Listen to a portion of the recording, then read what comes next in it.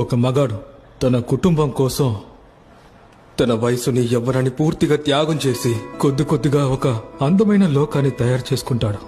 అన్నిటినీ సిద్ధం చేసుకున్న తర్వాత ఇక హాయిగా జీవిద్దామని అనుకున్నప్పుడు నాతో అసలు టైం స్పెండ్ చేయలేదు, నీకు కుటుంబాన్ని చూసుకోవడం చేత కాలేదని చెప్పి తనని అలాగే ఒంటరిగా వదిలేసి వెళ్తే తను అక్కడే ఒక అనాథగా ఎవ్వరూ లేకుండా అలా ఆగిపోతాడండి.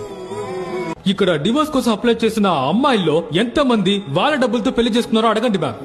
వాళ్ళకి నచ్చిన ప్రతి ఒక్క విషయాన్ని ఎంతో క్షుణ్ణంగా గమనించి చేసి ఈ రోజు వరకు వాళ్ళ తల్లిదండ్రులు అప్పుల్ని కడుతున్నారు.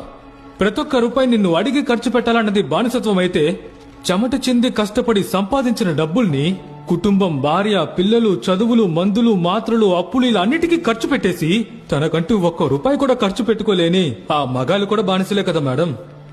నువ్వు సంపాదించిన డబ్బుని నేను ఖర్చు పెట్టుకోలేకపోతున్నానన్న దానికన్నా నేను సంపాదించిన